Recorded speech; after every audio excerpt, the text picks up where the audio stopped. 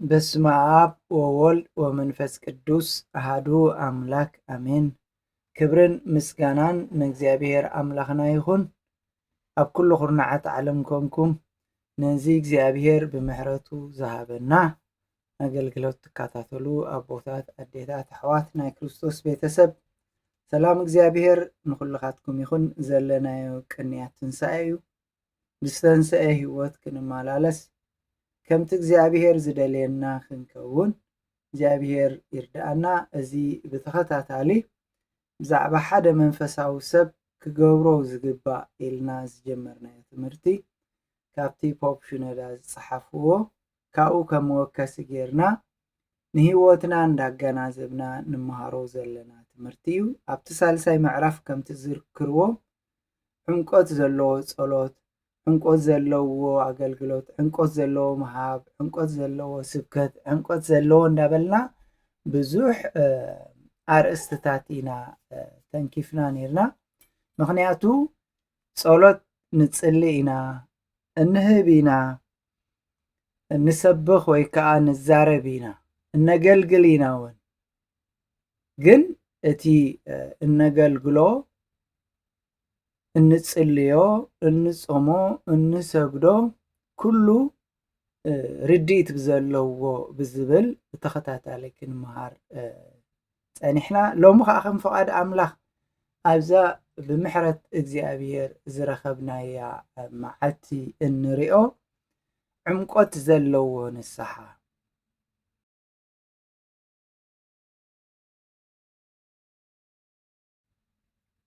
ኩሉ ሰብ ብዛዕባ ንስሓ ይዛረብ እዩ። ተነሲሐ ቆሪበ ኣገልግሎት ቤተ ክርስቲያን የገልግል፣ ኣገልግሎት ቤተ ክርስቲያን ይመላለስ ዝብል ኣሎ። ብዛዕባ ዕምቆት ንስሓ ፈሊጡ ድዩ ዘይፈለጠ ከዓ ንመዓስ ከም ዝንሳሕ ንመዓስ ከም ዝቆርብ ዘይወሰነ ከዓ ምስ መን ተላዚቡ እዩ ዝፅበ ዘሎ ክሳዕ ዝገርመና ጠጠው ዝበለ ሰብ ከዓ ኣሎ ማለት እዩ። ምዝ ቅንያት ትንሣኤ ብዛዕባ ዕምቆት ዘለዎ ንስሓ ክንብል ከለና መበገሲ ጠቕስና ንገብሮ ካብ ግብረ ሃዋርያት ምዕራፍ 17 ካብ 30 ክሳብ 31 ዘሎ ኣዝዩ ዘገርም መልእኽቲ እዩ ተጻሒፉ ዘሎ። ኣምላኽ ነቲ ዘመን ድንቁርናና ኣሕሊፉ፣ ኣምላኽሲ ትቐደም ብዕሽነት ብዘይ ኣምላኽ እንነብረሉ ዝነበርና ዘበን ንዕኡ ኣሕሊፉ። ከመይ ገይሩ የሕሊፍዎ? በቲ ካብ ምዉታት ዘተንስኦ ክርስቶስ ልኢኹ ኣክንዳና ሞይቱ ካብ ምዉታት ከዓ ኣተንሲኡ ነቲ ዘበን ድንቁርና ዝነበረ ኣሕሊፉ እሞ ብኡ ንኩሉ እምነት እናሃበ ዝመደቦ ሰብኣይ ክርስቶስ ዋጋ ስለ ዝኸፈለ እዚ እምነት ብጸጋ ዝንበር ስለ ዝኾነ ንኩሉ እምነት እናሃበ ዝመደቦ ሰብኣይ ብክርስቶስ ማለት እዩ ንዓለም ብጽርቂ ዝፈርደላ መዓልቲ ወሲኑ። ኣምላኽሲ ካብ ዕሽነት መሊሱ ዋጋ ከፊሉ ናብ እምነት ኣምፂኡ ንዝሓለዋ ዓለም ንዝሓለዎ ሰብ ሓንቲ መዓልቲ ከዓ ናይ ፍርዲ መዓልቲ ወሲኑ። ብጽድቂ ዝፈርደላ መዓልቲ ወሲኑ ስለ ዘሎ እታ መዓልቲ እቲኣ ተወሲና ስለ ዘላ ኢሉ ኣስተውዕሉ ቦታት ሕጂ ኣብ ኩሉ ቦታ ንብዘሎ ሰብ ክንስሑ ይነግር። እዚ ንባብ እዚ ብጥንቃቐ ተረዲእና ኣምላኽ ነቲ ዘበን ድንቁርና ኣሕሊፉ ኣራይ በቲ ካብ ምዉታት ዘተንስኦ ምስ በለ ክልተ ብኡ ንኩሉ እምነት እናሃበ ዝመደቦ ሰብኣይ ኢሉ ሰለስተ ንዓለም ብጽድቂ ዝፈርደላ መዓልቲ ወሲኑ ስለ ዘሎ ኢሉ ራብዓይ ብጣዕሚ ዘገርም። ሕጂ ጽባሕ ኣይበለን፣ ድሕሪ ዓመት ኣይበለን፣ ሕጂ ኣበይ ኣብ ኩሉ ቦታ ንመን ንብዘሎ ሰብ እንታይ ክገብሩ ክንስሑ ይነግር። እግዚአብሔር ይመስገን። እዚ ኣዋጅ ቤተ ክርስቲያን እዚ መልእኽቲ እዚ እግዚአብሔር ንቤተ ክርስቲያን ዝሃባ ኩሉ ካህን ኩሉ ኣገልጋሊ ኩሉ ግዜ ንነሳሕ ፍቓድ እግዚአብሔር ንግበር ዝብሎ ዘሎ ብዙሓት ኣብዛ ዓለም እዚኣ ይንስሑ ናብ ኣምላኾም ግን እቶም ብዙሓት ካብቶም ዝንስሑ ዕሙቕ ዝበለ ብርድኢት ብምስትውዓል ተረዲኦም ስለ ዘይንስሑ ናብቲ ናይ ቀደም ዝነበረ ሂወቶም ይምለሱ እሞ ንምለስ እሞ ናብራ ኣብዚ ምድሪ እዚ ክንነብር ከለና ጨው ኮይና ብርሃን ኮይና ንኩሉ ሰብ ብዝምስጥ ክንዲ ንኸውን ሲ ወላ ሓንቲ ኣርኣያ ዘይኮና እቶም ኣፀቢቖም ዝንስሑ ንድሕሪት ግልፅ ኢሎም ዘይምለሱ ሰባት ሓንሳብ እግዚአብሔር ረዲእዎ ካብቲ ሓጢአት እዚ ምስ ወፁ ፈፂሞም ነቲ ሓጢአት ቁልሕ ዘይብሉ ከዓ ካልኦት ኣሎ። ንዓይ ንዓኻትኩምን በዚ ቅንያት ትንሣኤ ዳግማይ ትንሣኤ ኢልና ንደዋወለሉ ክርስቶስ ተንሥአ እሙታን ኢልና ሰላምታ ንነዋወጠሉ ዘለና ግዜ ኣምላኽ ዕሙቕ ዝበለ ንስሓ ባህ ዘብል ንስሓ ኣነ ዝኸብረሉ ንስሓ ዶ ተነሲሕኩም ከምዞም ሓንሳብ ምስ ተነስሑ ናብ ሓጢአት መሊሶም ከይመለሱ ዝጨከኑ ዶ ወሲንኩም ኢሉ እዩ ዝሓተና ዘሎ። እዞም ሓንሳብ ምስ ተነስሑ ንብዙሕ ኣርኣያ ዝኾኑ ንዓለምና ንለውጢ ዝኾኑ መሊሶም ናብ ሓጢአት ከይምለሱ ዝመሓሉ እንታይ ኮይኖም እዮም እንድሕር ኢልና ከምቲ ዕብራውያን 12:14 ብዘይ ቅድስና ሓደ ኮነ እግዚአብሔር ኣይክርኦን እሞ ንቅድስናን ንሰላምን ምስ ኩሉ ሰብ ሰዓቡ ዝብል ትእዛዝ ኣብ ልቦም ኮፍ ኣቢሎም ስለ ዝሓሰቡ ንእግዚአብሔር ከይነፃሁ ንእግዚአብሔር በዚ ኣታዊ ወፃኢ ሂወት ኣነባብራይ ንኣምላኽ ክሪኦ ኣይክእልን። ከምቲ ማቴዎስ 5:8 ፅሩያት ልቢ ንኣምላኽ ክሪእዎ እሞ ብፃንዮም ዝበሎ ፅሩይ ልቢ ክህልወኒ ኣለዎ ኢሎም ዝወስኑ ኣብዚ ማቴዎስ 5:8-9 ተንቢብኩም ገበርቲ ሰላም ውሉድ ኣምላኽ ክበሃሉ እሞ ብፃንዮም ስለ ዝብል እዚ ንስሓ ክነስሑ ከለው ኣምላኽ ዝቕበሎ መምዘኒ እንታይ ምዃኑ ዓርዲኦም ኣፀቢቖም ኣስተውዒሎም ንዕያግ ዕያግ ኣይጠቕመንን እዩ ዝነበርክዎ እንዲ እንታይ ክገብር ክምለሰሉ ኣቦና ዳዊት ከምኡ እዩ ዝብል ኣብቲ መዝሙር 34 ፍቕዲ 14 ካብ እከይ ረሓቕ ሰናይ ከዓ ግበር ንሰላም ድለያስ ሰዓባን ስለ ዝብል ካብ እከይ ክርሕቕ ኣለ ኩሉ ግዜ ዝብለሉ ኣብዚ ከተማና ሓንቲ ሰብ ኣላ ብዙሕ ግዜ ኢና ንዛረባ ናብ ኣምላኽ ዘይትቐርቢ ደቅኺ ኣመንቲ እየን ንስኺ እውን ክጥመቓ ፈቒድክለን ንስኺ ግን ናብዚ ናህና እምነት ተዋህዶ እንተኾንኪ ኢኺ ዘይትመፂ ሰብኣይ ክተዋህዶ እየ ክተመርዐ እንታይ ኢኺ ንብላ ከለና እንታይ ሞ ኣብነት ትሪአ ኣብ ቤተ ክርስቲያን ዝወዓልኦ ኣብ ቤተ ክርስቲያን ዝነበርኦ ኩሉ ንዓይ ከማን ከም ኣማኒት ዘይኣማኒት እንታይ ትብለና ካይበላ ዝርግፍ ኣቢለን ዘዕለላ ዝሓምያ ኣብኡ ከይደ ንኣምላኽ ካብ ዘጉዮ ዘለኹ ይሕሸኒ እንታይ ሞ ዝረኣኹ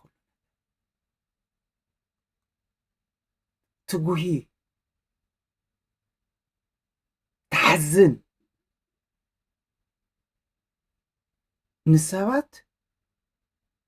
ናብ ቤተ ክርስቲያንና ንኽመፁ ናብ ክርስቶስ ክመፁስ ኣካይዳና ኣዘራርባና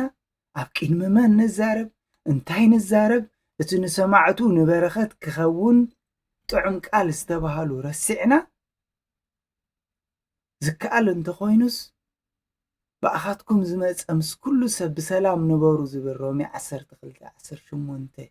ረሲዕና እንታይ ንዛረብ እንታይ ንሓሚ ንመን ንዕንቅፍ ከይተረዳእና እንገብሮ እንታይ እንድሕር ኢልና ዕምቆት ዘለዎ ብዛዕባ ቤተ ክርስቲያን ምኻድ ብዛዕባ መንፈሳዊ ምዃንካ ብዛዕባ ኣማናይ ምዃንካ ርድኢት የብል ኣብቲ ሮሜ 14:19 እምበኣርከ ኣሰር ናይ ሰላም ነገር ኣሰር ንሕድሕና ዝሃንፅ ንስዓብ ንሕድሕና ዝሃንፅ ንሕድሕና ዘሰንብድ ካብ ቤት እግዚኣብሔር ዘርሕቕ ንኽገብር ክኸይድ እንታይ ሞኢኽ እንታይ ኣለዎ እዩ ነዚኣተን ክስዕብ ከምዚኣተን ክኸውን እንታይ ክዓብሰለይ ዕምቆት ዘለዎ ንስሓ ናብራ ስለ ዘይነብር ከምቲ ዘለላውያን 11:44 ኣነ እግዚኣብሔር ኣምላክኩም እሞ ተቐደሱ ኣነ ቅዱስ እሞ ቅዱሳትኩም ኣብዚ ምድሪ ብዝዋሳውስ ኩሉ ለመምታ ነፍስኩም ኣይተርክሱ በዚ ብዚ ምድሪ ዘሎ ክትሓምዩ ክትዘልዕሉ ገለ ክትገብሩሲ ነፍስኩም ኣይተርክሱ እዩ ደጋጊሙ እግዚኣብሔር ኣብ ኦሪት ዋላ ኣብቲ ዘለላውያን ምዕራፍ 19:2 ንብዘሎ ኣኼባ ደቂ እስራኤል ተዛረቦም በሎም ኣነ እግዚኣብሔር ኣምላክ ቅዱስ እሞ ንስኻትኩም ከዓ ቅዱሳትኩም በቃ እግዚኣብሔር ሲ ህይወትና ሙሉእ ናይ ንስሓ ህይወትና ሙሉእ ንዕኡ ኣብ ቅድሚኡ ክንርአ ከለና ከም ደቁ ከም ልኡኻቱ ከም ሰዓብቱ ክንኮኖ ዝደልየና ነገር ሎሚ ዕሙቕ ዝበለ ንስሓ ዘይምንሳሕና እንነብሮ ዘለና ናብራ እንታይ ዓይነት ናብራ እዩ ኢልና ሕስብ ስለ ዘይነብል ከምቲ ሐዋርያ ጳውሎስ ንሰብ ተሰሎንቄ ኣብቲ 4ይ ምዕራፍ ፍቕዲ 3 ፍቕዲ 6 ፍቕዲ 7 ካብቲ ምዕራፍ 4 እዘን 3 ጥቕሲ ፍቕዲ 3 6 7 ክነግሮም ከሎ ፍቓድ ኣምላኽ እዚ እዩ ቅድስናኹም ካብ ምዝርና ክትርሕቁ በቃ እዚ ኣብ ዓለም ዘሎ ስስዐ እዚ ብዓለም ዘሎ ክፍኣት ብምሉእ ኣምላኽ ንቅድስና እምበር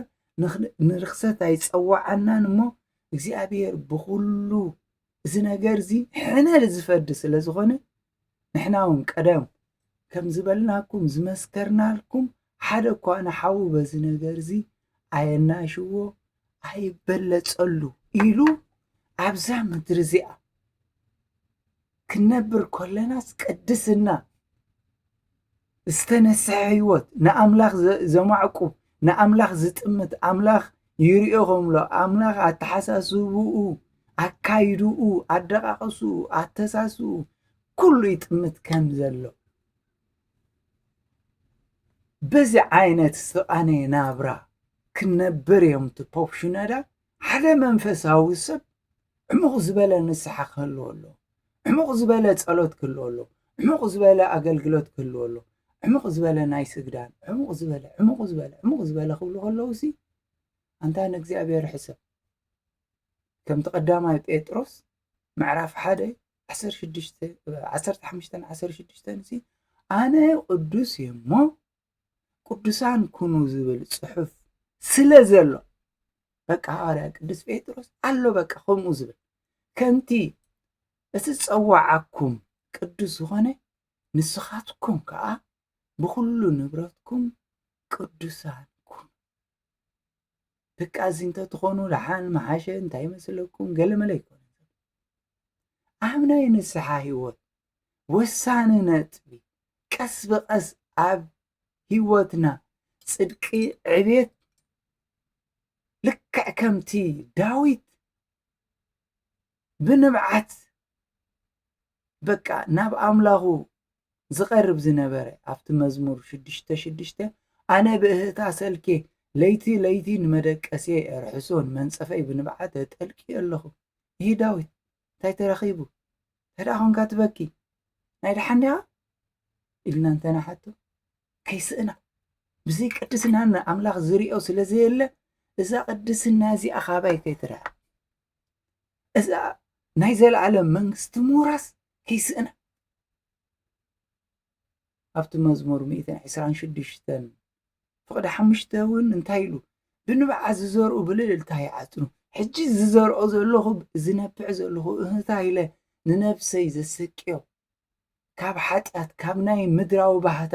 ካብ ናይ ምድራዊ ዕልልታ ዘርሕቓ ዘለኹ ኣብ ሰማይ ሓጎስ ኣሎ ቦታ ኸዳልወለይ ዝተንስአ ጎይታ ምስቶም ኣብ ሰማይ ዘለዉ ብዕልልታ ብሓጎስ ንብዓት ዘይብሉ ስቅያት ዘይብሉ ይጽበየኒ ስለ ዘሎ ሕጂ በዚ ናይ ምድራዊ ነገር ትዝክሩ ኢኹም ኣብ ዝሓለፈ ናይ ልደት ሞይትኩም ኢኹም በቃ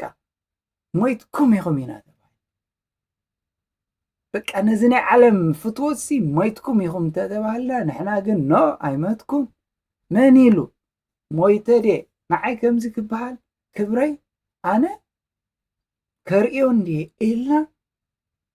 ነቲ ተነሲሕናሉ ነቲ ሓጢኣት ይንብሎ ዋ ከምዚ እኳ ዘይበሃል ኢልና ንሰባት ንምዕዶ ኣፍታ ናህና ነገር ክንበፅሕ ኮላ ግን እቲ ዕሙቕ ዝበለ ንስሓ ዝብል ትርጉሙ ስለ ዘይተረዳእና ኣባና ምስ በፅሐት ኣምላኽ ነቲ ዘበን ድንቁርና ኣሕሊፉ በቲ ካብ ሙታት ዘተንስኦ ብኡ ኸዓ ንኹሉ እምነት እናሃበ ዝመደቦ ሰብኣይ ንዓለም ብጽድቂ ዝፈርደላ መዓልቲ ወሲኑ ስለ ዘሎ ሕጂ ኣብ ኩሉ ቦታ ንብዘሎ ሰብ ክንስሑ ኢና ንብዘሎ ሰብ ኣነ ደኣ ሞላሓን እንዴ ክትብል ምኽንያት የለ እሞ የርክበሉ ሕጂ ኢኻ ተባሂልካ ሕጂ ትንሳሕ ሕጂ ኣበይ ኣብ ኩሉ ቦታ እዞም ኩሎም ናይ ቤተ ክርስቲያንና ንሃዋርያት ዝሃብዎ ሕድሪ ተቐቢሎም ንዓና ንቤተ ክርስቲያን ደው ኢሎም ኣብ ዘበናት ዓሚቕ መንፈሳዊ ንስሓ ምስትንታን ስለ ዝነበሮም ብትሕትና ንሰባት ኣብ ምድረ በዳ ይኹን ከም በዓል ሙሴ ጸሊም ከም በዓል ማርያም ግብፃዊት ዘመን ህይወቶም ከም በዓል ቅዱስ ኣጎስቲን ይኹን ኣዝዩ ናይ ፍልስፍና ናይ ምሁራት ዓለም ዝነበሮ ዳሕራይ ግን ንኣምላኽ ማዕረኽ እንደይ ርሒቑ ከም ዝጸንሐ በዓል ሙሴ ጸሊም ከም ዝበልኩም በዓል ማርያም ግብፃዊት እንብሎም ሓንሳብ እቲ ኣምላኽ መሰብርሃሎም ኣይተዋላዋሉ ሕጂ ትብል በቃ ኣብ ኩሉ ቦታ ንብዘሎ ሰብ ትብል እዚ ንዛዜ እዚ ሓንሳብ ምስኣተው ኣብ ኩሉ ንዛዜ ዝድገም ሓጢኣት ዘለዎም ገና ከም ዘይተነስሑ ዝኾኑ ብዙሓት ዘለዉ ዘይኮኑሲ እዚኣቶም ግን ሓንሳብ እታ ኑዛዜ ምስ ወሰድዎ ሓንሳብ ናብ ንስሓ ምስኣተው እቲ ንጣዕሳ ጓሂ በቃ ኣብ ቂድሚ ኣምላኽ ዕምቆት ዘለዎ ናብ ሓጢኣት ከም ዘይመለሱ ቆሪፆም እዚኣቶም ብሓቀኛ ንስሓ ዝንስሑ ኣብ ንስሖም ሙሉእ ብሙሉእ ፍረ ሓጎስ ሰላም ክረኽቡ ዝኽኣሉ ንዓይን ንዓኻትኩምን ሎሚ ኣብ ወንጌል ሉቃስ ምዕራፍ 18 ጎይታ ዝሃቦ ነገር كل ግዜ እኮ ዝንገረና እንታይ ዝብል ትጥቕስን ቁጥርን ክበኩም ግን ንሓያሎ ጻድቃን ምዃኖም ብርእሶም ንዝእመኑ ንኻልኦ ዝንዕቁ ዝነበሩ እዚ ምስላ እንታይ ንዝብሉ ጻድቃን ምዃኖም ብርእሶም ንዝእመኑ ንርእሶም ሓንሳብ ጌጋ ኣይገበርናን ንሕና ቁንዓት ኢና ንሕና መን ኣሎ ከማና ኢሎም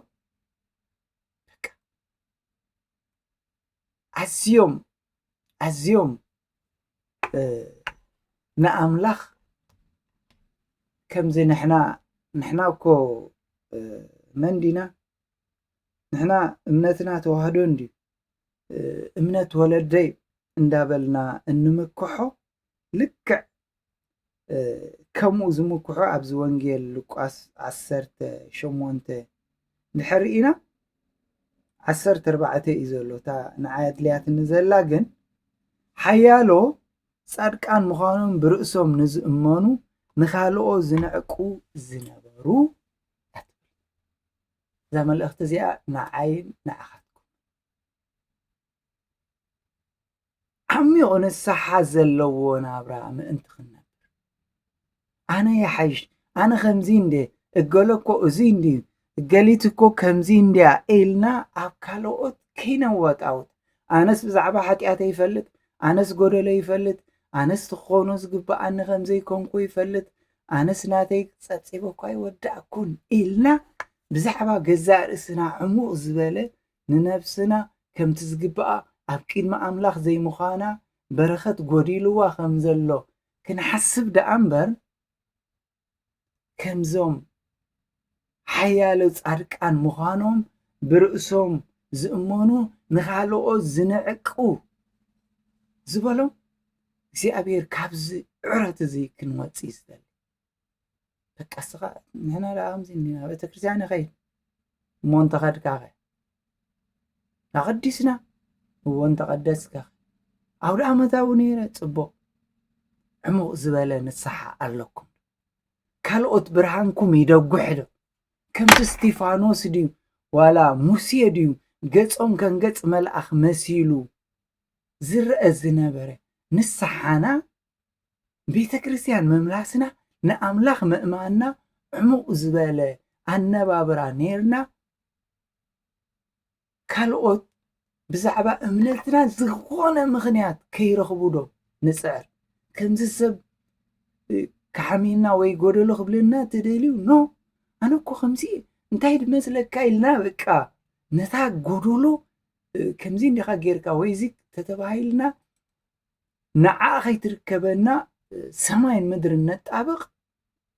ነቲ ቅድሚ እግዚኣብሔር ንሰባት መዐንቀፊ ኮይና ካይንርከብ ማዕረ ክንደይ ንርእስና ኣብ ቅድሚ እግዚኣብሔር ብሓቀኛ ንስሓ ንቐርብ ናይ ሎሚ ትምህርቲ ስለዚ ዓሚቕ ንስሓ ይትረፍስ እቲ ንስሓ ዝበሃል ኣገዳሲ ኣብ ቦታ ኣብ ልብና ኣለዎ ድዩ የብሉን እኮ ሕቶ እዩ ኮይኑ ንኻልኦ ዝንዕቁ ዝነበሩ ንርእስኻ እትርእየሉ መዐቀኒ ሚዛን እንተዘየለ ክስቶ ከምዚ እንዲ እዚ ሪኻዮ ክስቶ ናብ ክስቶኻ ከምዚ ኢሎሞ ከምዚ ተገይሩ ፈሊጥኩም ዶ እንዳበይ ክስቶ ከምዚ እየን ኣደይ ክስቶ ከምዚ እየን ክስቶ ከምዚ እንብል እንታይ እዩ ንድሕር ኢልና እንፈልጦን ዘይንፈልጦን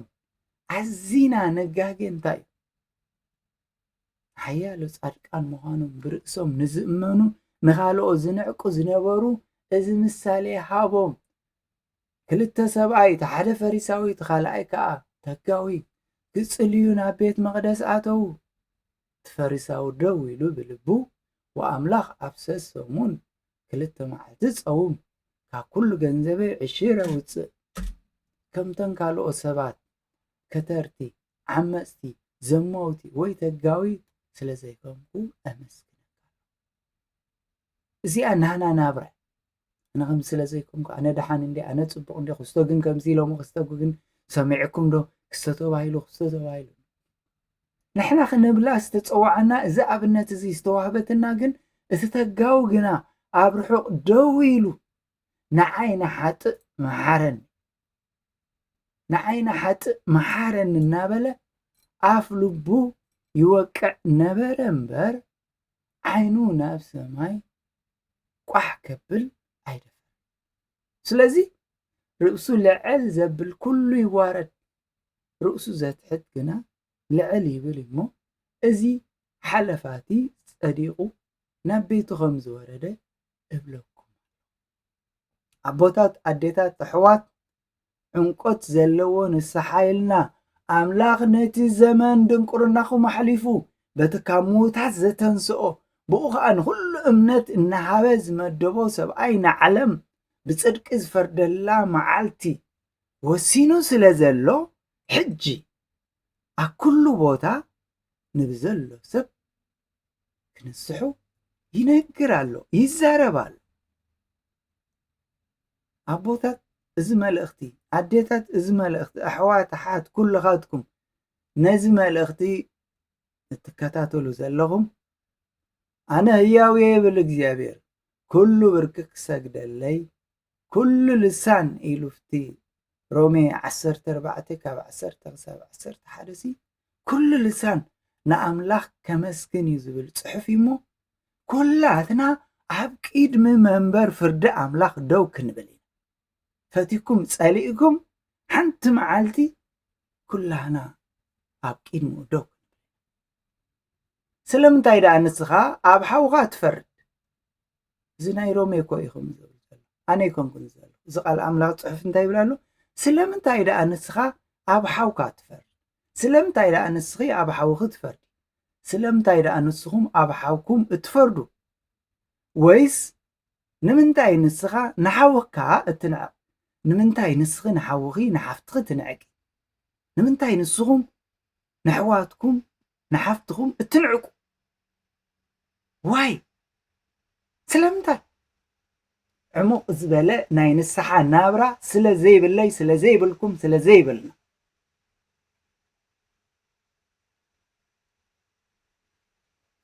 በሎም ድማ ኢሉ ፍቲ ወንጌል ሉቃስ 16:15 እቲ ኣብ ቅድሚ ሰብ ዓቢ መሲሉ ዝረአ ኣብ ቅድሚ ኣምላኽ ፍንፉን እዩ። ንስኻትኩም ርእስኹም ኣብ ቅድሚ ሰብ እተጽድቑ ኢኹም ንብልብኹም ግና ኣምላኽ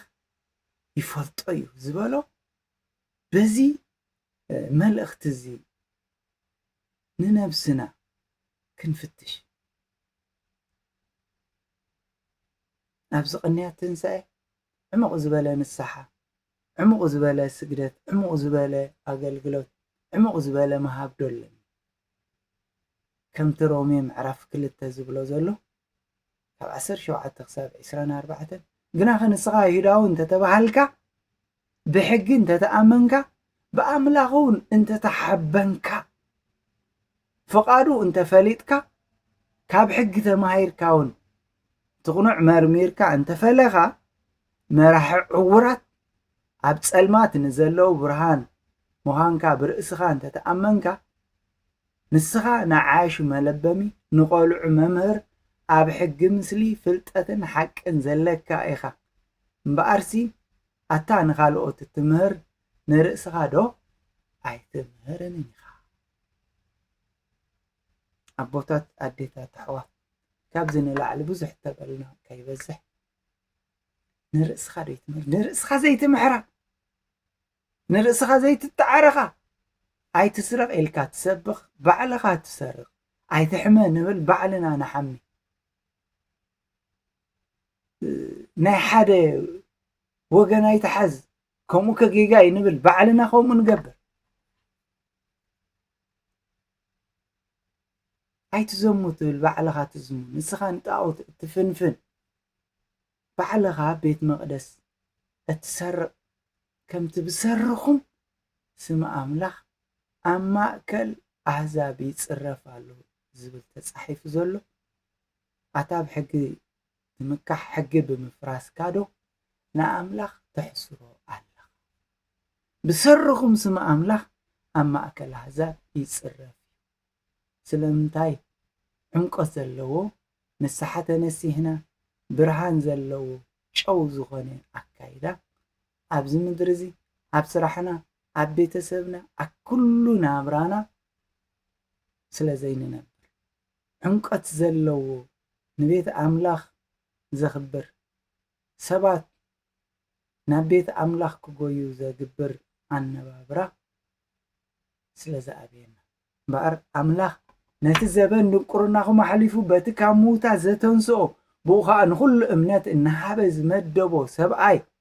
ንዓለም ብጽድቂ ዝፈርደላ መዓልቲ ወሲኑ ስለ ዘሎ ሕጂ ኣብ ኩሉ ቦታ ንብዘሎ ሰብ ክንሳሕ